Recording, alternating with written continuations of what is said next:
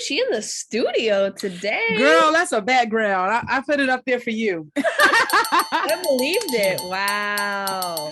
You know what it is. Yo, I got tracks like I'm on that heron. Bitches think they better, I don't know what they're on. Turn your speakers up to the max when we're on. Everybody gonna roll with me from here on. Yup. What's up, guys? Thanks for tuning in to TheRize with Brooklyn Jones. I'm so excited today for our guest. Oh my God, she is so dope. She is an amazing singer, songwriter, producer. She just does it all. I met her, I guess, a couple of months ago at her album release party where she released her EP, and I actually opened for her as a comedian, and I just fell in love with her music and just her personality, her style, everything. Guys, welcome KO.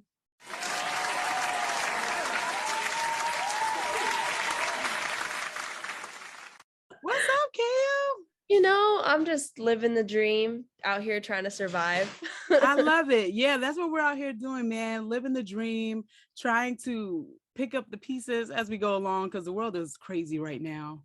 I was looking at this video yesterday and it said, it was like, y'all, we are 16 days into January and already they named off like all these things that have been happening. And I was like, they're right, actually. Like this, if this is an indication of how this year is going to go, I'm a little scared. Oh but my I'm goodness. also excited because it just means that there's just a lot going on. So there is a lot going on, and I'm just trying to remain positive and hopeful and excited about life in spite of everything that's going on, you know? Yeah. Because that's all you can really do. And I mean, yeah, we're already out here, so it's exactly. Like, and they're like, Mercury's in retrograde. Oh no. I'm like, child, that's at least our worries. I don't care about no Mercury in retrograde. I'm just gonna relax, meditate. Right. I wish that was my biggest problem right now. I know, right? I'm like, that is not a concern.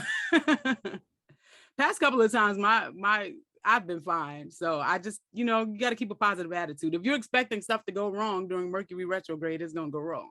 Mm-hmm. Right? Absolutely. So anyway, let's chat. When did you discover that you could sing? Or did someone else discover it? Like, hey, you're singing and you have a nice voice. I'll tell you the exact moment. I was 10 years old. My parents weren't home. I don't remember why. It was me and my brother. Mm-hmm. He's a little older than me. He's like a year and a half older than me. And I was belting My Heart Will Go On. And like, not well, but I remember there was one little moment where I did this like tiny, tiny little riff. Ooh. And my brother and I both looked at each other like, we're like, wait a minute. That was actually good. This is something. I was like, this thing be thangin'. Yeah, you're like, maybe I can do that again. Right. And so, so I was 10 and then my dad was the music director at our church. So he kind of helped me start doing like little covers and just bringing me on to sing in front of people. And yeah, so that's I love that. I feel like all the best singers started out in church. That's where you get the soul. Yeah, there's something to the roots of it, Mm-hmm. Like so did you sing in church, like on the choir or something like that? Yeah, I sang in choir. I also was in choir in high school, like multiple competing choirs. But I was self-taught up until college. So it was all just, So what happened in college? Did you go to like a performing arts school and get vocal coaching or? Yeah, that was, so I went to Berkeley in Boston, and that was the first time I had ever experienced like actual proper vocal lessons. Mm-hmm. Up until then, I'd just been riding dirty, like, listen, like old Mariah Carey, old Whitney, like Anita, all these different, like. Did you notice a difference in your abilities once you started getting coached? I think I noticed a difference in my insecurities.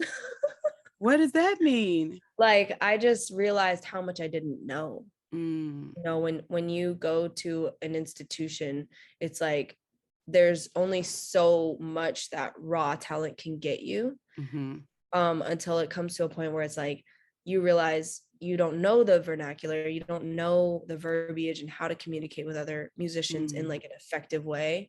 And then like the theory also, like I just, it wasn't like, oh, I'm gonna quit. It was just kind of like, wow, there's a lot I don't know that I thought I knew, and So it was very humbling. I definitely noticed that I was able to put in words like my vocal weaknesses, and I was able to like differentiate like, okay, this is this part of my range, like the lower part of my range is this, and this is like on a piano, literally I can sing from this note to this note. I was able to just like refine more of my own self-awareness in that way. How did it feel having to like sing in front of your fellow classmates? Was that an obstacle that you had to get over, or were you cool with it by then? I mean, it's always kind of weird, like getting up. I'm sure it'd be weird for you getting in a room full of comedians only, like no other type of person, and you have to perform, especially at like 8 or 9 a.m. and it's a class setting. I just remember like I always tried to like come prepared, but I always felt like I wasn't. So it was definitely not easy for sure. I feel like Berkeley has eased up a lot on the rigidness. Okay. Because it wasn't like, Juilliard or like a Catholic school where they're slapping your wrist with rulers and stuff, but it was very, it was very difficult. They were hard on us. Like they wanted us to be great. And it wasn't for the faint of heart for sure. So I think I definitely got over the nerves after a few, years of being there. But the first few ones, man, like when you realize how much you don't know, that seeps into every single little thing you do. Yeah, that's how I feel about acting, because, I'm a comedian, but acting goes hand in hand with it. And everyone's like, look, if you want to make money at this, you have to act as well. So I've been taking acting classes, and a lot of people think you just get up there and talk. And it's so not that. There's so much technical stuff that you need to learn. And even saying the most simple sentence that you would say in regular life is just so different when you're acting and trying to portray a character. And then you have to know all these technical things like your mark. And then it's like, but don't look for your mark when you go on set, like know where your mark is, but don't look for it. It's right. Just like so much. So I feel like anyone who wants to act should definitely take acting classes. Don't just run in there and think you're doing something. There's even like technical stuff for auditioning. Like you can be a great actor and screw up the audition just because you don't know technical aspects of it. Yeah, it's and the etiquette part of it too is huge. Like, now because I've been doing this for so long, it's like I can tell literally by how people have their cables wrapped. Like if they are sorry, my dog is crazy. Can you grab him actually? He's trying to play right now. He's like, I want to be on the podcast too. I got some stuff to say. He's got big Leo energy, so it's like, he's Leo too. Hey, we're all Leos. Look at that. We are. He's the biggest one probably. He's like, you're not so paying attention to me. Hello. Right. I love it. What were we talking about? Oh yeah. So like, I think there's a lot of little things too that people don't really think about or learn unless someone else has taught them. When it comes to the technicalities and like the communication skills and just having the professional tier of walking into a room. And I think a big part of it too is like knowing that you don't know everything. Yes. And being a learner, being a student, is the biggest, to me, sign of professionalism. It's like, for example, it's like with your strengths, you do like comedy. So it's like, in that area you can slay. Yeah. When it comes to like maybe a drama or maybe like, a scene where you're like having to be really somber and sad, like that probably is a lot harder to tap into. Yeah, that's what I struggle with. And that's like the main stuff I try to work on in acting class, because that's the rough stuff for me. Yeah. And that's what makes real, I believe that's what makes real like legacy and like icon type people are those that can admit, hey, there's a lot I still don't know. Yeah. But I'm not going to stop trying to learn those things. I'm just going to learn from my peers and always be listening. And you know what I learned to do is when someone is telling me something that I already know, I still listen because I don't want to be like, yeah, I already know that. You know what I mean? Because a lot of times they might tell you something that you already know, but then throw in something that you didn't know, you know? Mhm. So sometimes you just have to like humble yourself and listen, even if somebody is explaining to you a bunch of stuff that you already know, because you might get like a little gem in there. So don't be like I know that person. Just Right. be like, okay, you know? It's a yes and not an I know. Exactly. I love that. That is Yeah. perfect. I So just go Well, ahead. I just feel like we don't listen and retain and respond. It's like we wait our turn to speak. That is so true. People are just waiting for you to stop talking so they can talk. You got to listen to people because I feel like that's where society is at as a whole right now. Nobody's listening. Everybody's just talking. So no information is being transferred or retained or appreciated, honestly. Yeah. And I It's think unfortunate. the most transcendent people, the most transcendent movements and cultures are the ones that are expansive Hmm. and not narrow, you know? Yeah, I feel that. So you also know how to engineer, like you have engineered your own music sometimes, right? Did you Mhm. learn how to do that in school as well? Yeah, that's what I went to school for, Oh, was okay. the production and engineering. So Mhm. all the stuff behind you, if it were real, I would know how to use it. Um, Wow, look at that guy. She yeah, knows how to use all this stuff. yeah, yeah. What So, programs do you use for like your engineering?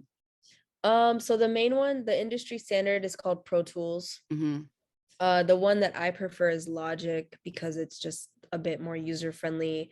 There are a bunch, but the main ones are Logic, Pro Tools, and Ableton, which is Ableton was, I believe, a German founded company, and Hmm. they were created. It was created for DJs, but now it's been adapted by a lot of producers, a lot of people who want to just make stuff quickly and easily. And then Right. there's Fruity Loops, which is like a lot of the trap stuff that you hear is Fruity Loops. Hmm. So that one's kind of I I feel like Fruity Loops is a crazy one because when I look at it, I just feel like someone's hacking into the mainframe. It's just such, Really? yeah, like I'm really familiar with all of them, but Fruity Loops is a crazy one because I'm just not familiar with that one at all. I used to rap back in the day, so I was trying to like make my own beats, and I wanted Fruity Loops so bad, and my friend was like, "No, because that's not the one they use in the industry. You got to get Logic." And I'm like, "Oh God!" Uh, And I got Logic on my computer, and it was just so heavy. Like I had to get an external hard drive. It was just really overwhelming, and I think I made one beat, and I was like, "I'm done. I ain't doing this no more." Yeah, I would say Fruity Loops was probably the better bet because that one is like so user friendly for making beats specifically. Like Hmm. you don't have to have any sort of musical knowledge. You don't have to, be trained at all. You can just put beats together and throw stuff around and see how it fits. So it's just kind of like each of those programs have their own characteristics. Right. And just knowing kind of like what your lane is the best Hmm. way to approach, like which one should I use. Wow, that's just a lot. Like I'm impressed that you know how to do that. I wish I knew how to make beats. Maybe I'll try again one day. I was just interviewing Terry Dexter, another singer, the other day, and we were talking about playing instruments, and she said that she plays the violin, but she hasn't picked it up in a long time. And I was like, well, I was taking guitar lessons, but I put it down and I don't remember how to do anything. And she's like, let's make a pact. We'll both pick back up our instruments, and a year from now, we'll play a song for each other. So now I'm on the spot to um like learn guitar. Sounds like it. You This better get to year. it, girl. I know I need to get on my job. Do you play any instruments? Yes, I You do? play my main instrument that I've been playing forever is piano, and Oh, then I play guitar. I'm not a drummer, but I can mhm. play drums, and I can figure out a bass if I have to. Nice. Did you learn like officially learn, or are you self-taught the instruments? Self-taught. I just learn by ear, Hmm. Do like you know now how if to read music? I can read chord charts. Like I can't really read both clefs at the same time, Hmm. but I can read them individually. Yeah. But if you put a sheet of paper and it has the chords, I can follow that. Yeah. But yeah, I can't read it like a book. Got it. I'm excited to start back guitar because I was pretty good at reading the music and like learning how to play it, but like I'm like a person that needs someone to hold me accountable, and I wasn't in the class anymore, so I was like, well, I don't have any homework, so I ain't doing it, and it just like sat there and collected dust. And then by the time I tried to play it again, I didn't know what the hell I was doing. So hopefully, Terry said you never really forget. Like once I pick it up, I'll know again. So I don't know. We'll see what happens. Yeah, I mean, a big part of the thing, like I love guitar. My brother's a guitar player. Like he's probably got like 12 guitars at his place. And he's been playing since we were like 12. But something I love about guitar is it's such an intimate instrument. Like once you kind of learn more of it and you get a better feel for it and more familiar, like you don't have to look at your hands. You literally feel it, Yeah. And that's what's different about guitar as opposed to like piano, where everything's laid out in front of you. So you're looking, not everybody, but you can look at what you're playing and it's not awkward. With a guitar, you really are supposed to feel it. So I think she's right. I feel like if you gave it 10 minutes a day, 15 minutes a day, you would get so much more familiar with it. And then playing one to two songs wouldn't be anything, Then you know what? You made it sound so doable. I'm gonna do it. We got 2 guitars in this house, so I have no excuse. Yeah. Also, playing an instrument is one of the only cognitive functions that requires both the left and right brain, and it also helps prevent Alzheimer's and a lot of other neurological disorders. Oh wow, that's good to know. In these COVID times, we all need to pick up an instrument because that thing is like messing with people's brains. I know, for real. And it also teaches you discipline. It teaches like the thing about being a musician is like you can't just say it. Like you really it has to be a big part of your life, because if you don't practice those things every day, or at least every day, it is easy to lose, or at least just not feel like you're moving forward. Yeah, I am a testament to that, and I kind of regret. I wholeheartedly regret not continuing to practice, because even though I wasn't able to take the lessons anymore, I could have practiced what I already knew. You know what I mean? And I could have expanded. Okay, girl. Yeah, I can still do it. It's not too late. It's never too late. So I'm definitely gonna do that. So you put out your EP. Sorry if this hurts, right? And that's not your first EP, right? Or is it? No. Do you put it out independently, or do you plan to sign with a record label? Is that what your ultimate goal? Like, what do you want to do? I put that one out independent. All the projects I have out are independently distributed.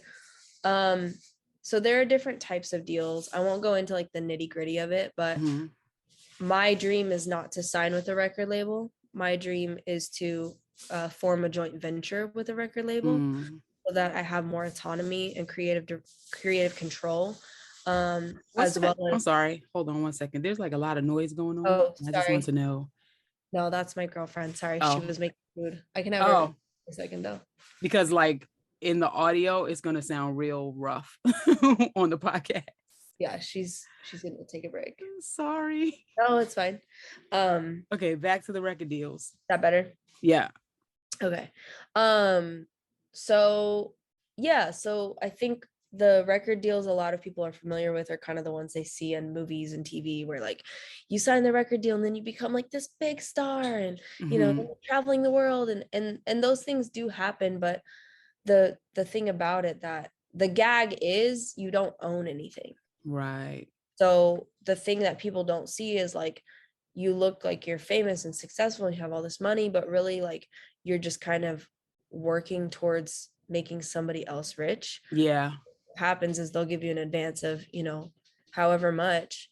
And then after a certain period, you have to give that money back. They have to recoup all of that money. Basically like a loan, and then you got to pay it back. It literally is. It's a loan with really terrible interest rates. So yeah. And I feel like it's so much easier now to be independent, because a lot of times, like back in the day, it was hard for people to be independent because they didn't really have the money to press up all those CDs and make them look professional and sell them. So they needed somebody to help with the distribution. But now we have the internet, so you can just record your stuff and put it up there the way you want to put it, and then market yourself.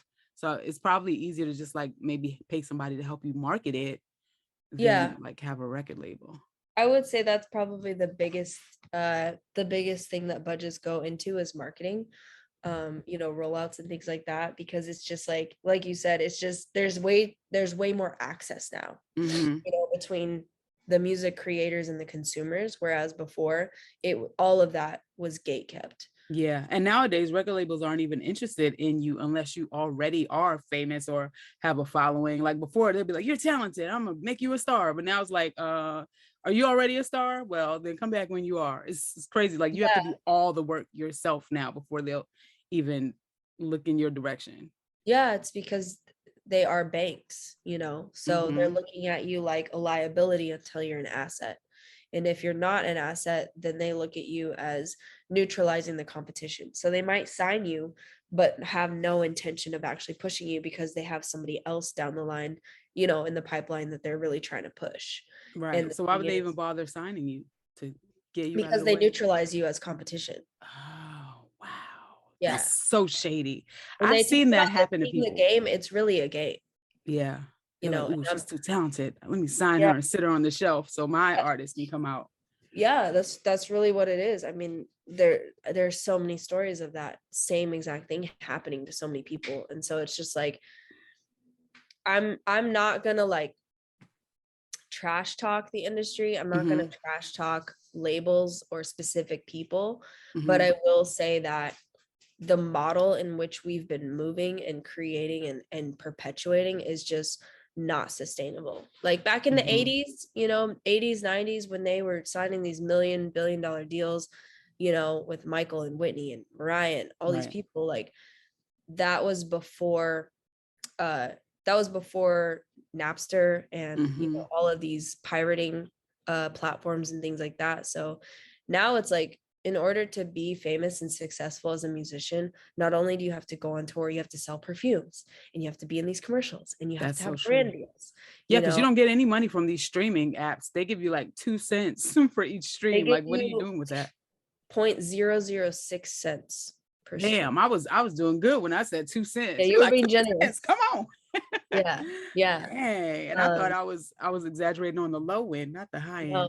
You need like 100, I believe it's 150 streams to make $1.99. Yeah. So it's insane. And now these streaming platforms are fighting to pay even less. Yeah.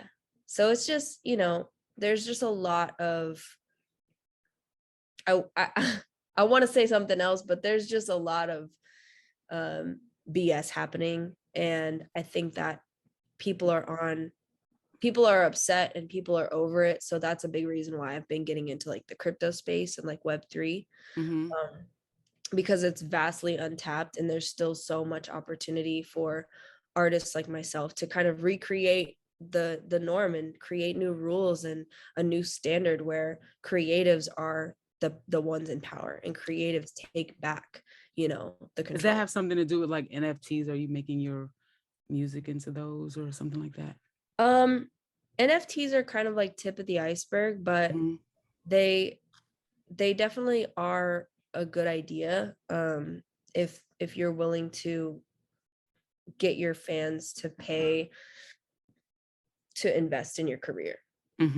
If you already have a community or a circle of people that really ride for you, the way that NFTs can work, there's a lot of different ways that they can work, but one of the ways they can work is like, for example, if you're like releasing let's say a comedy album or a comedy special or whatever, and you've got you have a solid like 200 people that would watch it, what you can do is ask them to pay a certain amount for your NFT, which is the comedy special. And then anytime somebody sells that comedy special, because it's only a certain amount of quantity, it's not like Netflix where everybody can access it. It's literally like 200 copies of that only exist.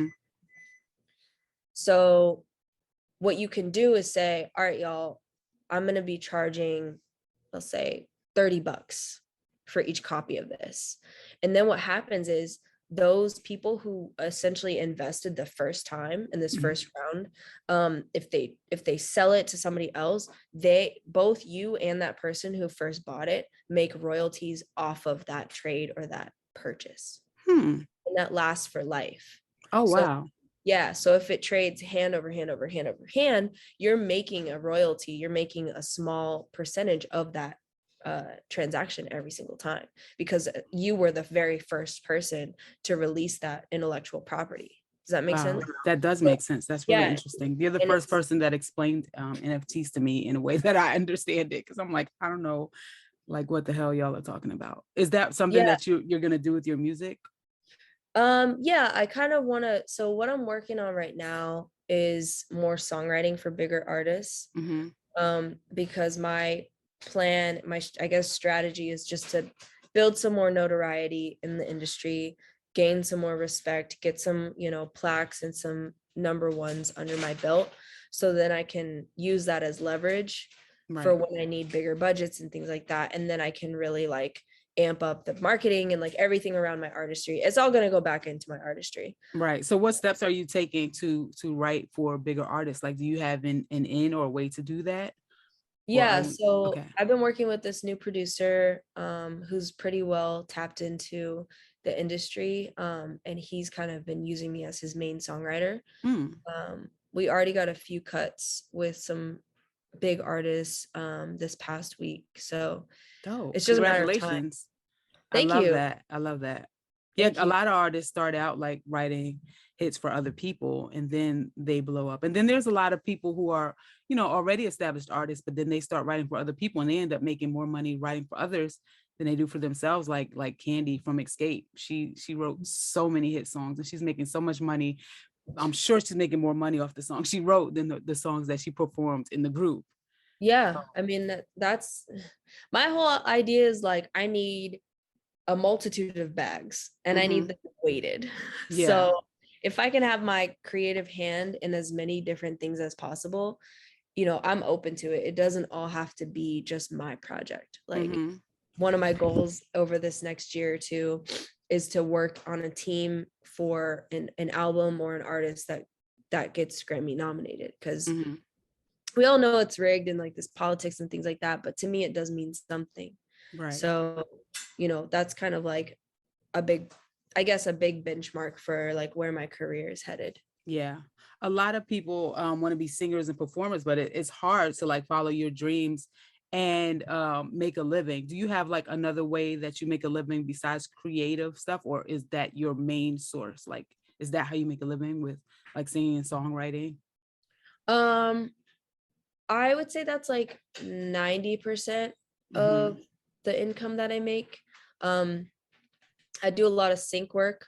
So I write music for, TV shows, commercials, things like that. How did you get into that? How did I get into that? Good question. This was like 4 years ago. I trying to remember. Oh, I found this forum, and there was this post that said like, need songwriters, vocalists, producers, whatever, for TV shows and commercials. It was really vague. It was super vague. But I submitted my demo reel and kind of just waited to hear back. And the woman that got back to me was like, oh yeah, I submit music for all these TV shows. And so I started working with her, and she actually started to pitch me to different, like, they're called sync libraries, which are the libraries that submit music for shows and stuff. So she started to pitch me, and then I actually got commissioned by Universal UK to write the first like 5-song little EP that they wanted. And then Red Bull Records asked me to do one. And so then it kind of like snowballed from there. So they tell you like what style song you want and what the song's about, and then you just go and write it? So they'll always do like, the brief will say like, we want pop rock, we want these artists, these are their musical references. Sometimes they'll even put like the scene, like they'll put like the character names and what they're doing in the scene, which is really helpful. But yeah, a lot of times they do tell you exactly kind of what they're looking for. Do you ever like, what's the turnaround time? Like, how much time do they give you to create these masterpieces? If it's just a general brief that I got from like one of my contacts, a lot of times the turnarounds are like within a day or two. No way. They want you to write a whole song in a day? Yeah, I write like 4 songs in a day. Really? So you never get like stumped or get writer's block or like get put on the spot and be like, oh my God, I don't know what to write, and just like start freaking out? No, that used to happen when I was younger, Mm-hmm. especially when I first moved out to LA because I didn't think that I was good enough. Hmm. So I got really caught up in like the, I have to do this, the expectation that I put on myself. But Yeah. now I really don't. Like now it's almost like I see it as paid practice, Hmm. because Mm-hmm. well, if they tell you the brief, if they give you like musical references, the scene, the genre, whatever, um, it's almost like it's written itself. Wow. Because I just That's a love, major talent. yeah, That's thank you. amazing. So, Yeah. when you moved to LA, did you have like the typical struggles a lot of people have? Because I know a lot of people move here to follow their dreams, and they're like at the bottom when they first get here. They're like sleeping on couches and air mattresses and sleeping in their car. Did you ever have to deal with similar struggles like that? Yes. You did? Me too, child. When I Yeah. first moved here, I was sleeping on an air mattress and I was sleeping on floors. You know? Yeah, it was just, I mean, thankfully I had some friends who lived in Long Beach that were like, Mm-hmm. oh, just come like live in our guest room. Mm-hmm. But child, it was a twin bed, and I moved out here with my ex. We were together at the time. So we Mm-hmm. were sharing a twin mattress, No. no car. Like we had shipped our car, but it was taking a really long time. Mm-hmm. It definitely took longer than it should have. And we were going from Long Beach like up to downtown LA just to try and find a place to live. So I probably moved like 6 times in the first year and a half that I Yeah. lived here. It was weird for me when I moved here too. When I first came here, I stayed with Flex and Shanice, the singer and actor. Oh, really? Yeah, because she's a really good friend of mine. I know her since I was a kid, but at the time they lived with like a million people in their house. So they live in a really big house, but there was no place for me because there was like 10 people living in there and it was only like Yikes. I think 3 or 4 bedroom house. So it was Uh-huh. like, it was really tough, but it was also funny because at the time that they let me move in, they had started filming their reality show. So I Uh-huh. ended up being on their reality show. It was like a whole thing. It was so weird. I was like, okay, because my house burned down. That's what brought me here to LA. Wow. My apartment in New York burned down, and I had just lost my job maybe a month before that. So I literally had nothing. I had no job. My apartment burned down. Most of my stuff in there got like damaged. So I just had a few smoky smelling clothes in a suitcase, and that's all I came here with. And my unemployment checks because I had lost my job. And it's crazy because my unemployment checks, there was like some kind of discrepancy and they weren't paying me my unemployment money. So I wasn't able to pay my rent. Oh And my God. then my apartment burned down. And it's so crazy because the day after my apartment burned down, my unemployment kicked in.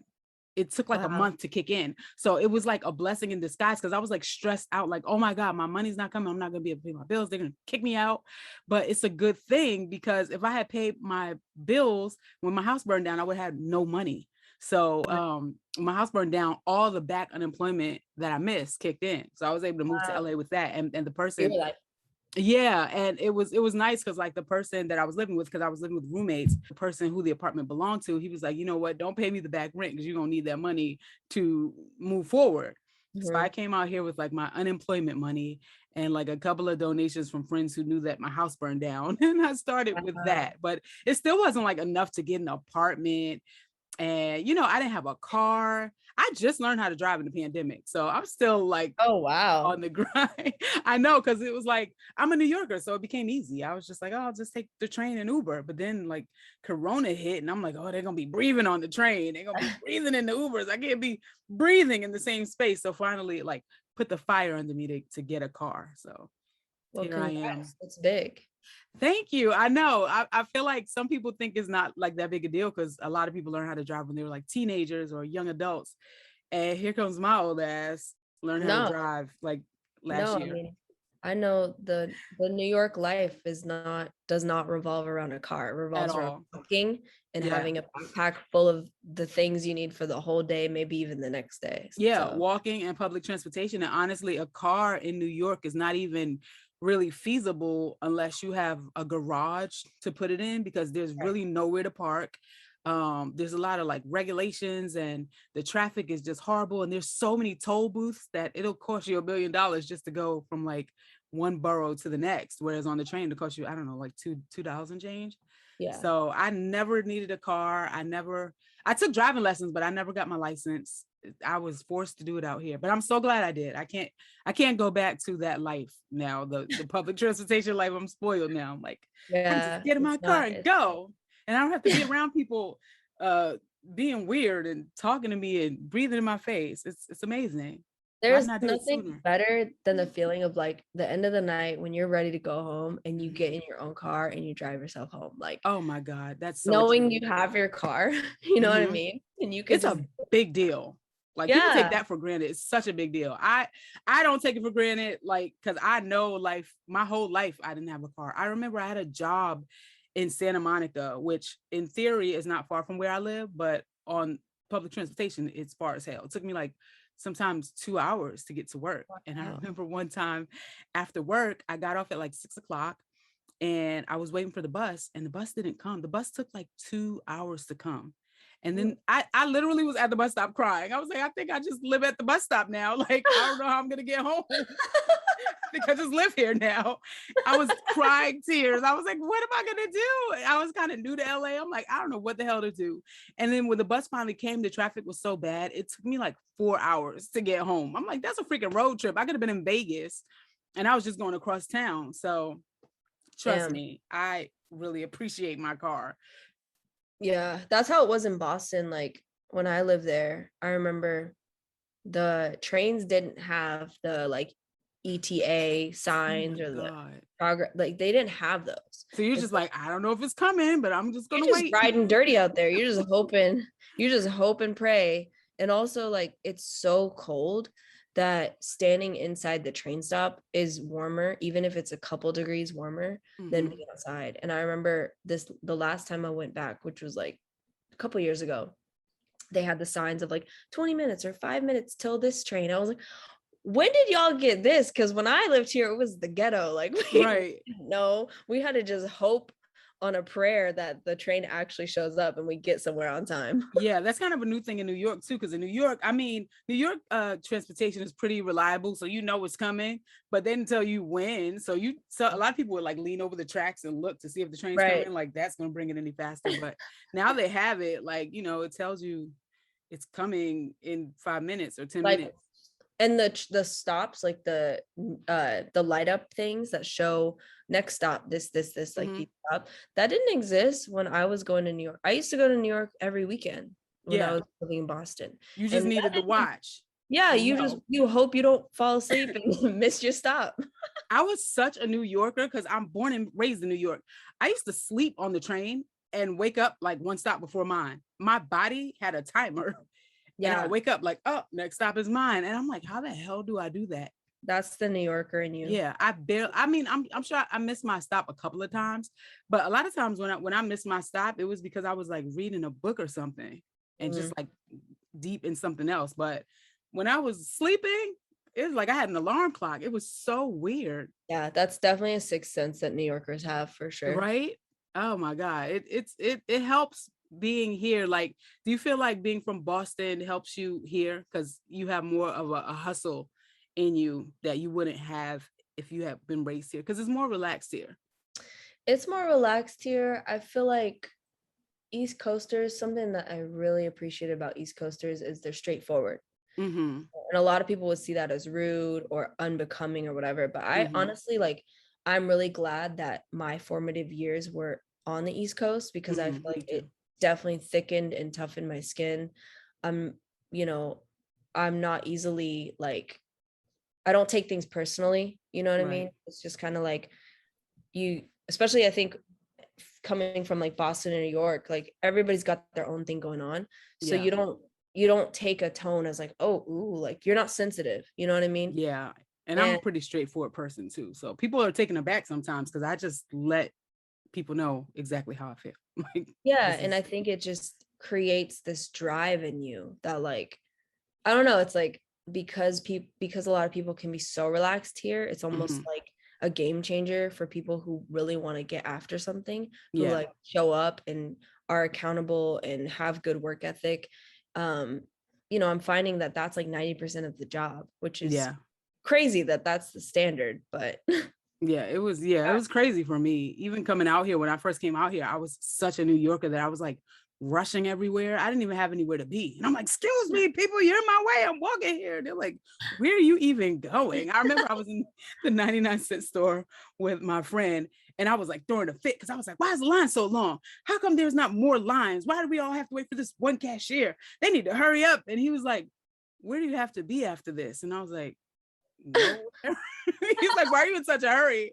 I'm like, well, I don't want to spend my life in the 99-cent store. He's like, you need to relax and like calm down. Yeah. Everyone's not rushing here. We're chilling and we're coasting. So I feel like I'm much more relaxed now than I was when I first moved here. I've been here like 7 years now. So I'm way more relaxed. But I was cussing everybody out. I didn't know they don't cuss people out like that out here. Like somebody bumped me. I was like, watch where you going, asshole. He was like, why? You don't have to talk to me like that. I was like, oh, y'all don't do that out here? Because that's what we do in New York. Right? It was an adjustment, but I feel like I've relaxed some.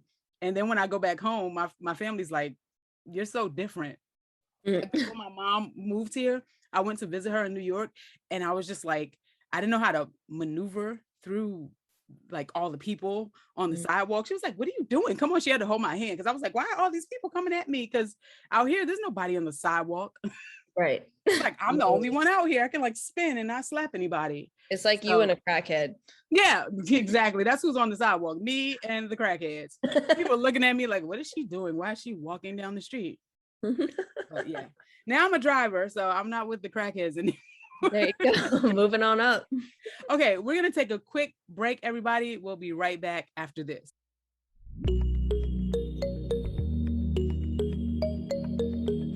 Stuzo Clothing. Women owned. Black owned. Queer owned. Made in Los Angeles. Shop now at StuzoClothing.com. Stuzo Clothing. Live your truth.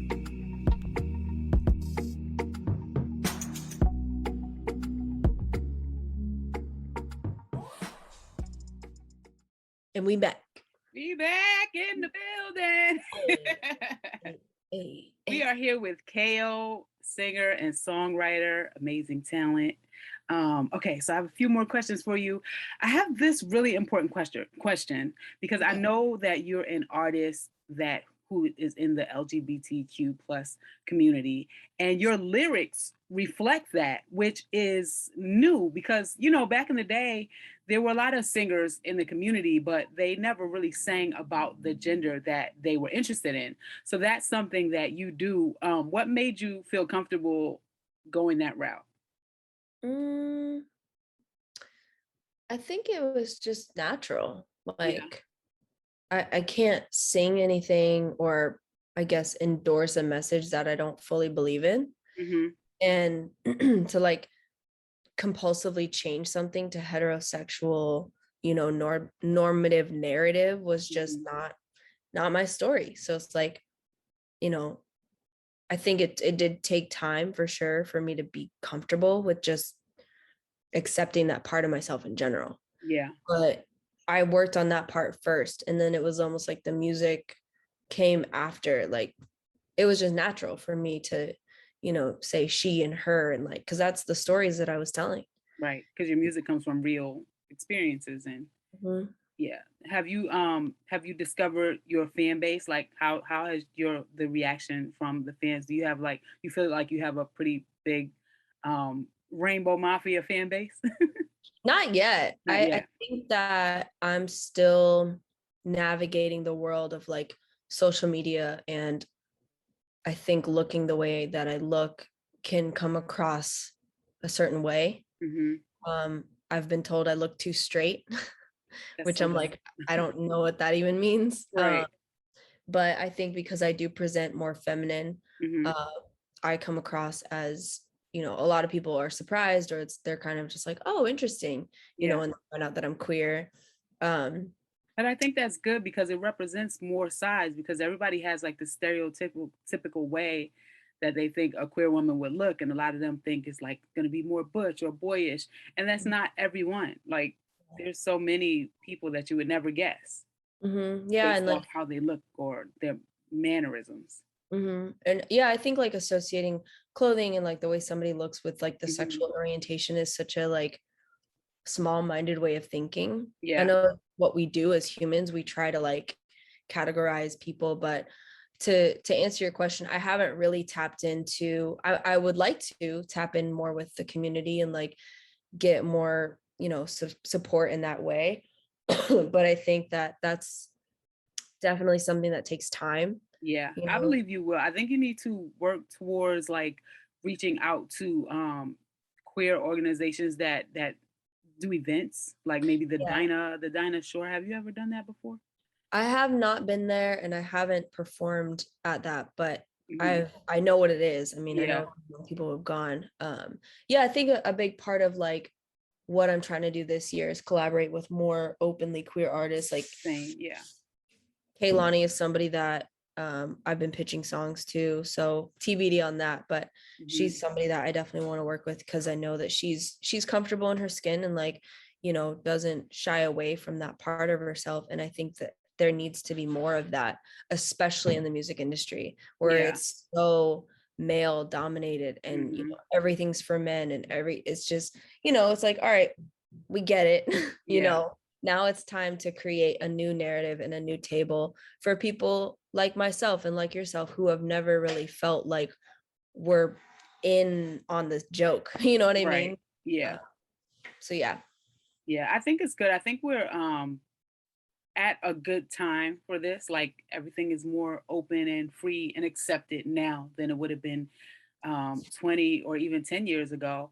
I think it's really dope, like what Little Nas X is doing, because back in the day, a openly gay rapper would have been unheard of, you know. So I Yeah. feel like he's kicking down a lot of doors, and he's just so unapologetic about it. And I just really love that. And I love to see like straight men bumping his music because it's like just because you listen to a gay artist doesn't make you gay. That's stupid. Unless like it, I was gonna say something really inappropriate. I'm trying to keep this PG. Right, I'm like, But I don't I think mean, he's gonna be watching this, so yeah, but I mean, you know, like you can't deny that some of the music he makes is good. He makes some good music. So if you like it, listen to it. Nobody's gonna be like, why are you listening to that gay dude? You must be gay too, you know? That is just so ignorant. So it always makes me happy to see like heterosexual, especially dudes, play his music because a lot of hetero dudes are just so nervous about anything gay or almost gay. Like they won't even eat a hot dog. mhm. You know what I Yeah. mean? So I just love that he's kind of I don't know, breaking down some barriers in that respect. Mhm. And I'm looking forward to seeing more artists in the community just come out and be themselves. Cause like you could definitely, I feel like you could be a gangster ass rapper and still be a gay dude because some of the worst ass beatings I ever seen were given by gay dudes. So just because you're gay doesn't mean you're soft. Doesn't mean Right. you're not a man. You know what I mean? It's just you have a preference, but that doesn't make you not a man or not masculine if that's what you want to be. Yeah, I think that what's been really cool, I mean, with all the evil and the bad things that have happened during COVID, I think a big part of it too was an unveiling of Hmm. all of these things that we've been conditioned to believe or learned were true that were kind of ripped apart and kind of like, all right, well, you know, there is a gray area. There is Hmm. nuance. You know, sexuality is fluid and sexual orientation and sexual identity are, you know, gender identity are very different things. Like I think a lot of people are starting to wake up to the nuance that really does exist in our world, you know, Yeah, like sexuality is such a fluid thing that you could love, you know, you could be the most hetero person right now, but who's to say you still will be in 10 years if you that's meet, so true. you know what I mean, if you meet that person that's like the catalyst to changing your entire perspective on everything. Yeah, because sometimes you can fall in love with someone's soul. I have a friend who is currently married to, she's a female, and she's married to someone who was straight or thought she was or was straight before she met her. She had never even looked in the direction of a woman, you know, and she Yeah, fell in love with my friend and now they're married. So it's yeah, possible, people. it You never is. know. And Um, the thing too is like, you just don't know someone's story. You don't know their experience. And like, I think it's just best to not prejudge people, you know? Yeah. Yeah. What advice would you give to someone who wants to be a singer? What advice would I give someone who wants to be a singer? That's a hard question because there's so much, so much advice, so little time. Like a quick take care of your voice. That's Drink really tea, do your warm-ups, stretch, meditate, take vocal rest days when you feel strained. Don't try to drill it, you know, don't try to force it. Like, don't just smoke cigarettes. don't smoke cigarettes. Just Don't drink a lot of alcohol. yeah, know what environments you're in, be able to have that self-awareness of like, this room's dry, get me a humidifier. Like, just take care of your instrument, because that's all you have. Once it's gone, it's gone. Yeah. Okay. Now it's time for the fun question. All Okay. right. You ready? Good. What is your most embarrassing moment? What is my most embarrassing moment? Or That's a really embarrassing moment that comes to mind? Dang. Is that hard? It's not. It's a hard question because I don't really get embarrassed. You don't? I do. I mean, I'm a very awkward person, so I'm always doing something embarrassing. I think the older I get, the less I care, so I don't get embarrassed as much. But when I was younger, I had so many embarrassing moments. I think so many. Yeah, I don't know. It's hard because not like I'm perfect or anything, but I just don't. I feel like if you fell, you walked into a wall. Okay. How I walked into a window. I have one. This was a while ago. This was like 2016. So I used to sing at weddings. I used to sing and like MC at weddings. And there was this one wedding that I was at in off the coast of Rhode Island. And they had this stage. It was like, basically the whole thing was, it was like a grass yard situation, but they had built like a tent and then they put a stage. So it became like an event space. And this was embarrassing. Now that I'm thinking about it, this was embarrassing and it hurt. I was wearing these like 7-inch heels. Why? I don't know. But I was wearing these really, really high, like this tall, like very tall heels. And the band took a break. And I remember the best man came up in front of the bandstand to make a speech, to like give a toast. And me and the band were all trying to be really quiet and like get off the stage so we wouldn't be behind him, like awkwardly staring at the crowd. So we were all I'm the last one. Everybody else was off stage. Tell me why I fell. I fell off. The stage was this big, by the way. Like it wasn't a little slab of stage. Yeah, I fell and I took a music stand and one of the drum cymbals down with me. So it made noise. It was like boom, bing. During the toast? Yeah, like in the middle of it. Did it just get really quiet or did people laugh? People were like, is she okay? Like people were more so concerned with like if I was okay. Yeah, well, that's good. Yeah, I think I blacked out after that. So oh God, I have so many embarrassing moments because I'm just such an awkward person in general. Like a lot of people don't know that about me, but I'm super awkward. I feel like, okay, this is my 3rd episode and I have shared an embarrassing moment with each person before me, and I still have another one. I think I'm gonna have one for like every episode I do. Okay, I have one for you. I was on the train in New York, sitting down, and for those who don't know, I'm kind of tall. I'm 5'9". So some guys were sitting across from me, and they were like checking me out. They weren't really saying anything to me. They were just like looking at me, making eyes at me. And I was with my mom and I stood up to get off the train and there's a pole right above the seats. And I stood up, I bumped my head on the pole and it made a really loud noise. It was a metal pole, it said bing. And the guy started laughing at me. And all I could do was just like get off the train. I didn't even make eye contact. I just got off the train and they kept walking and they were like laughing. The doors closed, the train was moving. They were like pointing at me, laughing out of the door. I was like, oh God. Stuff like that happens to me all the time. I'm surprised that hasn't happened to you more on the train because those bars are actually pretty low. I think I learned my lesson from that time and it hasn't happened since. I watch out for the damn pole now. Everything happens for a reason, right? Exactly. Okay, next question. Do you have a strange ability or talent that people don't know? I have 2. Okay, what are they? All right. One of them is not really like a skill or a talent. It's more just luck. Like I have really good parking luck. Wow. I don't know why, but like when I pull up to a place, it'll be like the spot right in front of it will open, like somebody will leave or it'll be open. Like, girl, you are blessed. Knock on wood, but it's been this way for like years. Really? I don't even have that luck in my own neighborhood. I have to park around the corner. Right. I think it's because I lived in Koreatown and there's no parking there. So I got really good at like, I got the vulture eyes for like scoping it out. You're good. So that's my first one. The second one is I'm really, really, really good at scouting places on Yelp that I've never been to. Really? Solely based off their pictures, like not even looking at I'll look at the reviews if I feel like I really need to, but usually just the pictures tell me everything. Okay, you need to text me some good places to eat because I struggle with that out here in LA. I'm like, this food is trash. I mean, I found a few places that I really, really like, but when I first moved here, I didn't like any of the food. I lost like 15 pounds just because I didn't like any of the food. I wish I'd never found any places that I liked because I'd still be skinnier. But yeah, it was rough. So you gotta text me some good places. I got you. There's actually a lot. People think food is trash in LA, but it's just because they haven't found the right ones. Yep, that's what it is. I just have not found the right place. Okay, last question. Okay. What is, we both talked about how like when we got out here, we had struggles. We had to get our shit together.